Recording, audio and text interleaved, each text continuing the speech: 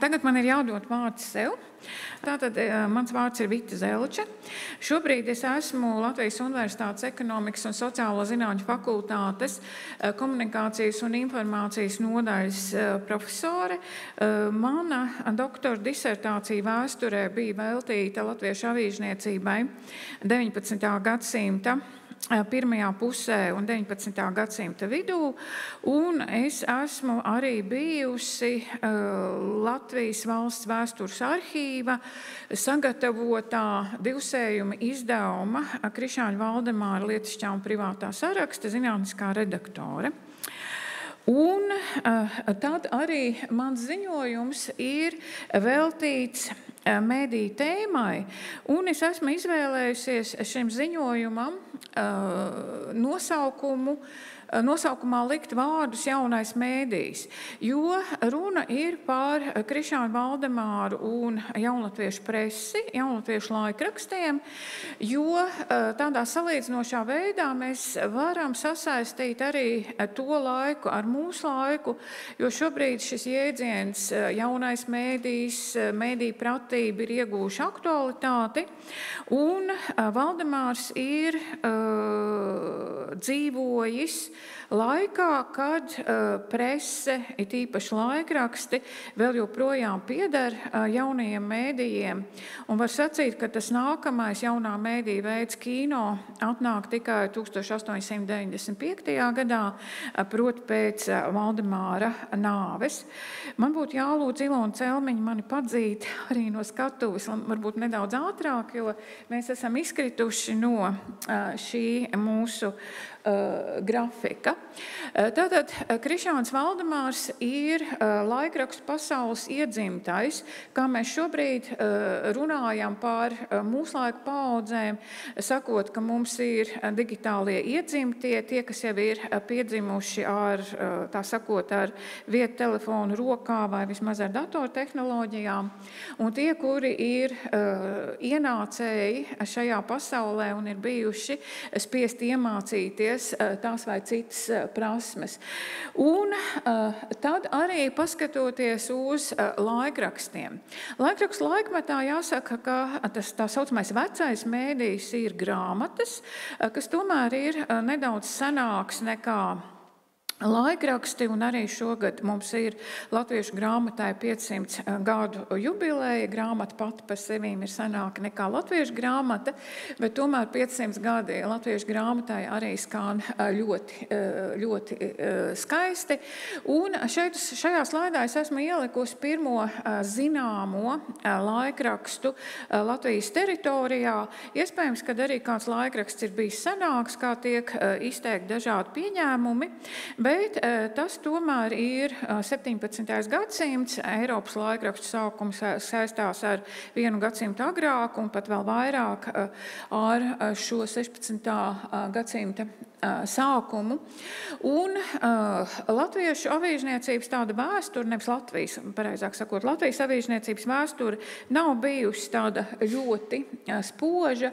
Arī pēc šī pirmā izdevuma beigām ir labs laika pārtraukums. Ziemeļkarš ir atnesis tik lielu arī iznīcību šajā laukā, ka šīs mediju veids nemaz tik ātri neatžirkst, tikai attiecīgi tātad 18. gadsimta otrajā pusē no jauna sāk veidoties laikraksti. Bet ja mēs runājam par latviešu preses izdevumiem, tad arī vienkārši fakti atgādināšanai, jo esam gan varbūt atzīmējuši šo izdevumu jubilejas, bet laiks iet uz priekšu, viss arī aizmirstās. Un arī pirms dažiem gadiem, kā jau es minēju, latviešu avīžniecība atskatījās uz saviem 200 gadiem, un varam arī teikt, ka Krišāns Valdemārs tiešām kā preses iedzimtais ir dzimis 3 gadus pēc pirmā latviešu laikraksta iznākšanas, un tas laiks, kamēr viņš pieauga, arī lielā mērā sagatavoja latviešu avīžniecības uzplaukumu un arī šī nākamā fenomēna jaunatviešu preses iespējamību. Atgādināju mamma šajā slaidā arī diža personība Kārlis Friedrichs Vatsons, ar kuru vārdu saistās latviešu avīžniecības sākumi. Uzreiz ir jāsaka, ka tas ir apgaismības projekts. Arī šī ekonomiskā dimensija ir ārkārtīgi vāja, jo pirmos gadu desmitus nekādu peļņu šis lauks latviešu prese, latviešu laikraksti nenesa. Tirāžas ir salīdzinoši niecīgas. Lasītāju loks šaurs, to brīdi arī šī latviešu elite vai latviešu zemniecības elite, kuri ir spējīgi samaksāt, kuriem ir laiks, lai šādu izdevumu lasītu un pakāpeniski arī pie tā pierastu. Un tad es vēlos nonākt līdz jēdzienam drukas kapitālisms, kuru ir piedāvājis 20. gadsimta 80. gados viens no nacionālisma teoriju, tobrīd moderno nacionālisma teoriju radītājiem Benedikts Andersons, kas man būs nākamajā slaidā, bet šeit ir tā saucamais pagrieziens tīri arī uz šo ekonomisko izdevīgumu, jo šajā laika posmā latviešu avīzes iznāk, ir garlaicīgas, maz pieprasītas, bet tad beigās tāds pirmais varbūt latviešu preses veidošanas attapīgais cilvēks, Rudolfs Šulcs, šo laikrakstu pagriež lasītības virzienā, un savulaik es esmu rakstījis, ka notiek tāds pirmais informatīvais sprādziens latviešu sabiedrībā, kad cilvēkiem ir interese par krimskara notikumiem, pasaules politiku, un laikrakstu lasīšana pieaug, un arī laikrakstu izdošana kļūst par ienesīgu biznesa jomu, kas nes tīri labu peļņu. Šajā slaidā es esmu ielikusi šo tirāžas kāpuma ainu, kā Rudolfam Šulcam izdodās desmitkāršot, pat vairāk nekā desmitkāršot laikrakstu tirāžu un līdz ar to audzēt gan auditoriju, gan ienākumus. Un arī augšā jūs redzat mūsdienu Latvijas kontūru, kurā ir sazīmēts šis pirmais laikraksts lasītāju tīklojums. Kur tad ir laikraksts? Protams, mēs redzam, ka Latgales teritorijā tā nav. Varbūt vairāk redzam Vidzemi nekā Kurzemi, bet kopumā tātad šī presa tiek lasīta.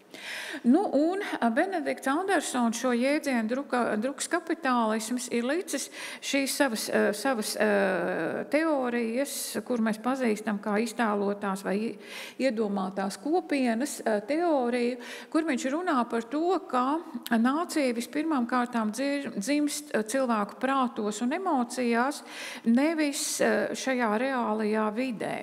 Un tieši komunikācija un tieši šie populārie izdevumi, kas 19. gadsimtā ir romāni un laikraksti, kurus lasa un lieto, vispirmām kārtām es teiktu, lieto daudz cilvēku, ļauj veidot nāciju, kurā cilvēku sasaista nevis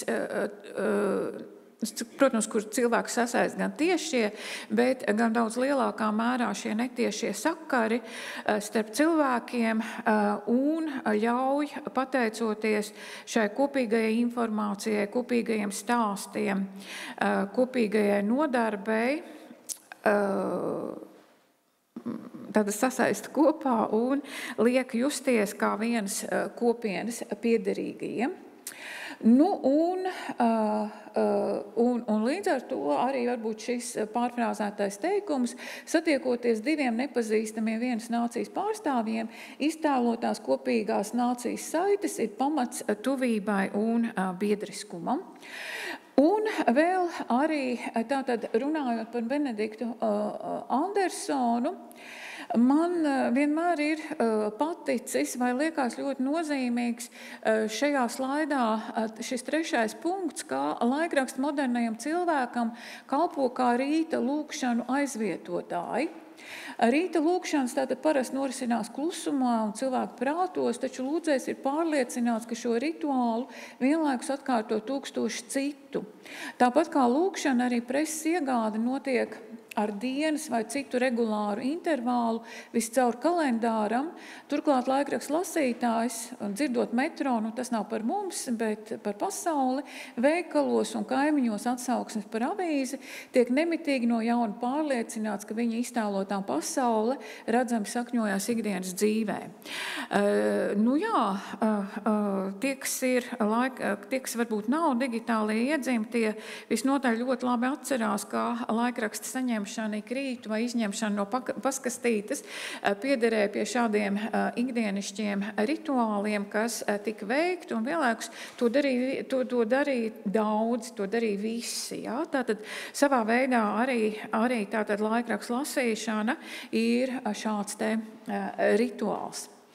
Tātad par jaunlatviešiem.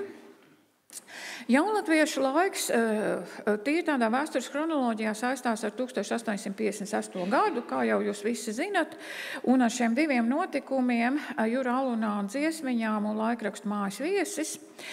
Šeit mums ir dziesmiņas un tāds jaunatviešu apraksts, bet visnotaļ arī šis jaunatviešu vārds arī ļauj šo kustību iekļaut tādā pasaules kontekstā, jo jau arī tādā Eiropas vēsturē ir bijusi jaunās Vācijas kustība, jaunās Itālijas kustība, kurš uzdevums ir ar kultūras palīdzību arī veidot šīs modernās nācijas. Un tādēļ, man liekas, šis mācītāja Gustava Brašes aizrādījums par jauno Latviju savā veidā ir ļoti pravietisks un ļoti labi kontekstualizē visus šos procesus, visas šīs personības, par ko mēs šodien runājam, arī Eiropas kontekstā. Un arī varbūt runājot par Valdemāru tādām iespējām izteikties, ir jāatgādina tas, ka vietējā žandarmērija jau sāka meklēt arī šeit tādu kārtīgu jaunās Latvijas organizāciju, un kā kolēģis Gins Apels jau teica, arī Valdemāra šī izteiksme publiskajā telpā ir pati bijusi ierobežota, jo nācās rēķināties gan ar cenzūru, gan arī nodarboties ar pašcenzūru, lai sacītu šos vārdus, jo tātad žandarmērija jau bija sameklējusi, kā jūs redzat slaidā, 73 aizdomīgas personas, kuras žandarmērijas uzdevums, protams, ir atrast ienaidniekus un tad arī viņus arestēt. Un šeit ir leģendārais laikraksts Mājas viesis, kuru jau es arī definētu kā tīru šī drukskapitālisma produktu, jo to brīdi jauns Rīgas izdevējs Ludvigs Hartungs, redzot šīs labās sekmes, kādas ir gūstas latviešu avīzes, redz, ka tas patiešām ir šīs biznesa lauks, jo latviešu avīzes pirms tās kļuva par pelnošu izdevumu, lielā mērā bija sponsorēts izdevums, bet tātad Mājas viesis startē ar ideju, ka laikraksta saturs spēj sevi atpelnīt. Un tobrīd arī, tāpat kā daudz kur pasaulē, šis pieprasītājs laikraksts saturs ir šī nācijas ideja vai cilvēku pašdefinējums, brīvlaisto latviešu zemnieku identitātes formulēšana, atbildes meklēšana uz to, kas mēs esam šie bijušie muižnieku zemnieki, kuri tad vēl pilda klaušas vai plāno iegātāties zemi vai arī doties pasaulē, migrēt uz citām pilsētām un arī apgūt jaunus amatus. Un arī šīs atbildes sāk meklēt laikraksts Mājas viesis. Un tā atšķirība no latviešu avīzēm ir šis identitāte vai savējības princips, jo Ants Leitāns pārstāv pats šos latviešus, šo pašu zemnieku kārtu un arī piedāvā šīs savējās tēmas. Un arī korespondentu loks veidojās no tā saucamajiem savējiem, no tautskolotāju un arī no Tērbatas universitātes studentiem, kuru vidū ir Krišāns Valdemārs, un arī atsevišķi viņa raksti nonāk šajā laikrakstā. Tad tālāk, protams, ir jārunā par šo leģendāro izdevumu Pēterburgas avīzes, kas jau ir Krišāna Valdemāra radīts. Kolēģis Gins Apvals teica, ka tas nebija sekmīgs sekmīgs projekts, bet no biznesa viedokļa. Sākotnēji jau bija, jo tas pirmais finansējums... Tas nekad...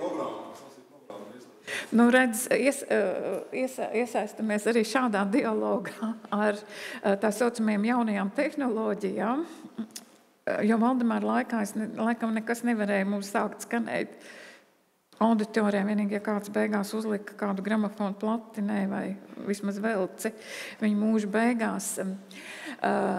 Nu jā, tad Pēterburgas avīzes. Laikraksts, kas ir dibināts ārpus Latvijas, bet jūs noteikti zināt, ka laikraksta vēsture jau stāsta par to, ka Krišāns Valdemārs tiešām sākotnēji redzēja šajā laikrakstā arī peļņas iespējas. Un vienlaikus arī šo sociālo pieprasījumu, ka tam pašam galvenajam stāstam, ka latvieši nav tikai zemnieku kārta, bet ir tauta, tāpatās kā daudz citi, ka šis koncepts spēja piesaistīt plašu auditoriju, proti tos cilvēkus, kas meklē šo savu pašdefinējumu dzīvē, un kuru tad arī to brīdi piedāvāja tie cilvēki, kurus apzīmējam ar jēdzienu jaunatvieši. Pēterburgas pašas avīžu vēsture jau saistās tādam kā zināmam arī piedzīvojumu stāstam, gan ar to, kā to brīdi šie pirmie turīgie izceļotāji no Latvijas Pēterburgā, teiksim, sanāk kopā, sanes naudu, ko varētu nosaukt par pūļu finansējumu mūsdienu valodā, tātad sēklas nauda laikraksta izdošanai.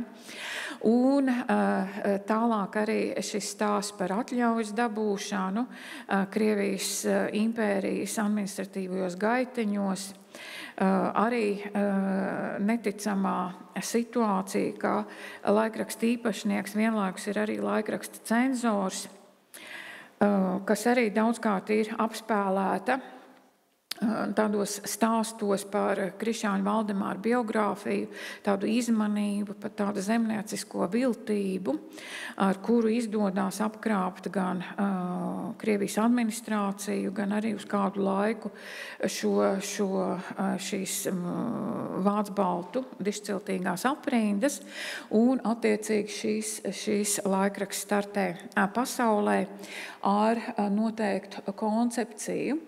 Šajā slaidā es esmu salikusi varbūt to nācijas būvēšanas schēmu, kur var izlasīt Pēterburgas avīzēs. Protams, ka, lai būtu nācija, ir vajadzīga materiālā labklājība, jo bez šī atspēriena nav iespējams tikt ne pie izglītības, ne arī beigās atbrīvot savu prātu no reliģiskām dogmām, no baznīcas un nonākt līdz tādai laicīgai dzīvei, bet arī vienlaikus šis izdevums rosina cilvēkus uz uzdrīkstēšanos, uz tādas cilvēka vērtības, uz arī individu vērtības apzināšanos, un, protams, piedāvā plašu informatīvo un uzzinošo materiālu. Bet jau iepriekšējā slaidā man sanāca šie cenzūras zīmējumi, kas saistās ar Pēterburgas avīzēm, kā tiešām Krievijas impērijā nekādas brīvības nebija iespējamas. Un šeit ir tādi hrestomātiski attēli, kas arī ir daudzkārt 3 minūtes, daudzkārt likti vēstures grāmatās, lai rādītu, kāda ir tad šī cenzūras realitāte. Tātad vienā pusē jūs redzat to, kas nonāk pie publikas, kas arī tāds varbūt ir atsevišķs skaists stāsts, un otrā pusē laikraksta korektūras, kas pēc pirmajiem šiem 14 numuriem jau ceļoja uz Rīgu un tika kārtīgi izcēdzētas un arī sadārdzināja laikrakstu. Un jūs redzat, tad domu ar sarkanu zīmolu ir iespējams likvidēt ļoti vienkārši. Nu, un arī, ko tad dod šādai iztēlotai kopienai laikraksts? Te ir viens ļoti mazs piemērs, kur jau arī skāra kolēģi Gins Apals, kā tad sevi nosaukt. Un arī šīs sevis nosaukšana norisinās ar preses starpniecību.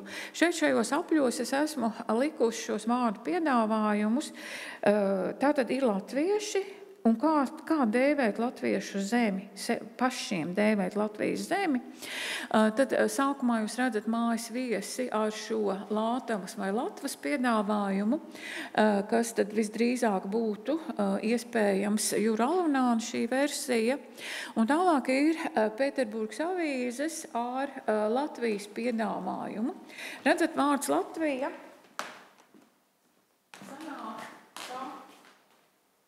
Mums zinās, ka pirmo reizi šīs vārds parādās latviešu valodā šādā veidā. Iespējams, ka bibliotekā jau ir atrasts kaut kas senāks, un tiek radīts attiecīgi šis vārds, kura ieskandēšana gan vēl prasa vismaz 10 gadus, lielā mērā pateicoties tālāk nākamai presei, dzējai, labskanīgumam, kā arī šīs vārds dziesmā, melodijā ir ļoti labskanīgs un ir skandējams un ir attiecīgi lietojams. Tad te man ir lasītāji, te man ir Pēterburgas avīžu abonentu karte, kāda ir veidojama, lai mēs redzētu šo izplatību un šīs iztēlotās vai iedomātās kopienas savstarpējās saites. Tālāk Krišjāns Valdemārs īsti vairs latviešu valodā izdevums nedibina. Jau kolēģis teica, ka Pēterburgas avīzes tomēr Valdemāra karjeru sagandēja, jau arī radīja materiālus zaudējumus, un pateicoties šim laikrakstam un Vācu-Baltu mužniecības nemitīgajām denunciācijām, arī Valdemārs nokļūst potenciālo cilvēku sarakstā, kuri varētu doties uz Sibīriju, ja vara to vēlētos. Tad šeit es esmu ielikusi Valdemāru kā vērotāju no malas, jo pēc Pēterburgas avīzēm viņš tā vai citādi līdz mūža beigām valkā šo jaunlatviešu vārdu vai apzīmējumu, bet paliek kā vērotājs no malas tiem nākamajiem latviešu nācijas tapšanas procesiem, reizums šad tad iejaucoties ar kādu padomu, ar kādu pārspriedumu, kas tiek publicēts laikrakstos Baltijas vēstnesis, vai TV, vai Balss, vai Dienas lapa, bet tomēr tā kā cilvēks no malas, un arī šajā mūsu diskusijā būtu arī runājums par to, kāpēc tad neraugoties uz to, kā Valdemārs reāli kopš jaunības nav dzīvojis Latvijas teritorijā, nav bijis Rīgā, tomēr paliek kā savs laikmeta simbols. Un pēdējā slaidā es esmu jau ielikusi vecu un nogurušu Valdemāru no dažādām dzīves problēmām un dzīves gaitas, un tā jau ir Maskava. Un šeit es gribēju vēl rādīt izdevumu Izvestija Imperatorskava Obšķesve, tātad šīs Krievijas tirzniecības kuģniecības biedrības vēstis, kas ir vēl viens līdzīgi Pēterburgas avīzēm Valdemāram pašam lielā mērā piederošais izdevums, kas jau ir lietišķs, varbūt zinātnisks, informācija ļoti šaurā tikai vienā nozarē apkopojošs.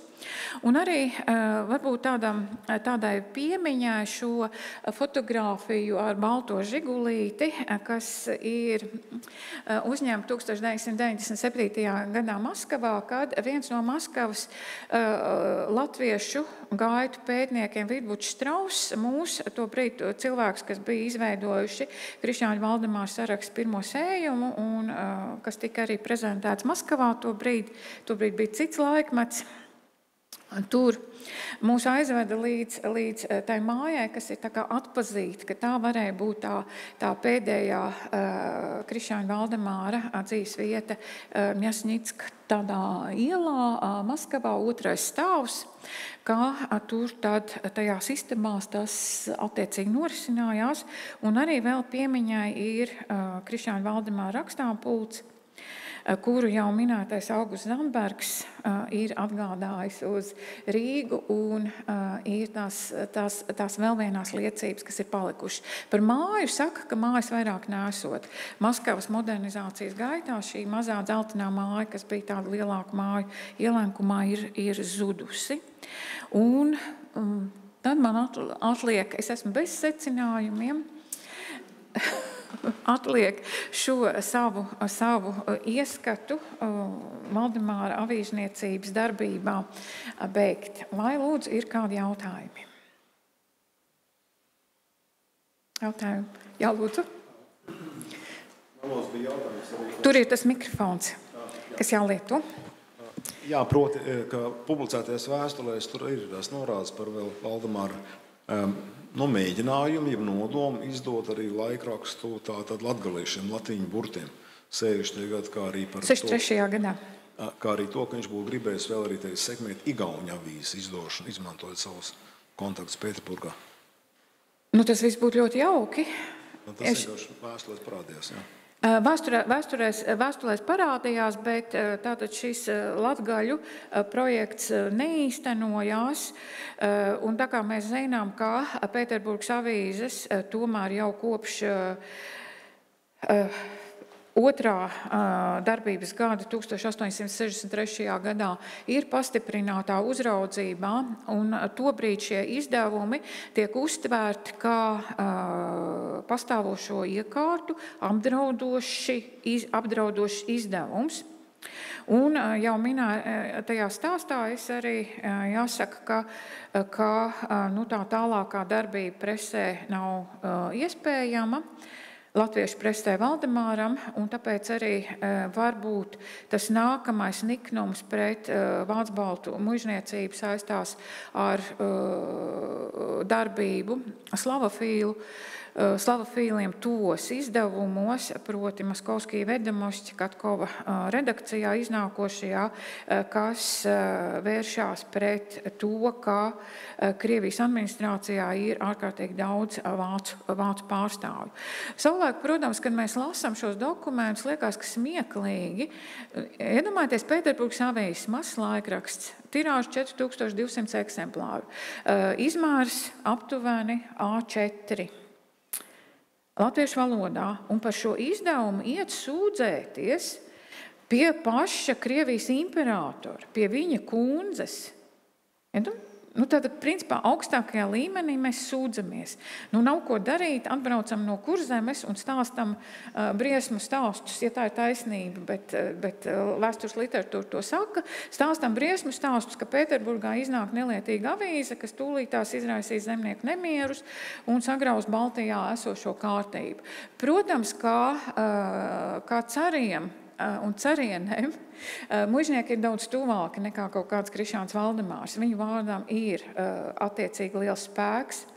Un Krišāns Valdemārs pats pēc apmēram 20 gadiem pēc Pēterburgas avīžu iznākšanas raksta to, ka lasot šo laikrakstu nav saprotams. Tad, lasot pēc 20 gadiem nav saprotams, kāpēc šis laikraksts likās bīstams. Jo viņš arī raksta, laikraksts vairāk nepateica, nekā pateica. Un tāpēc arī šis laikraksts tiešām ir vairāk kontekstualizējums šajā laika posmā, tieši tajos konkrētajos 60. gadu pirmajā pusē, jo tā sociālā un arī, nacionālās kultūras attīstība pēc Pēterburgas avīzēm ir ārkārtīgi strauja un lietas mainās ārkārtīgi ātri. 19. gadsimta otrajā pusē, kā šajā īpašajā modernizācijas laikmetā. Tā, paldies!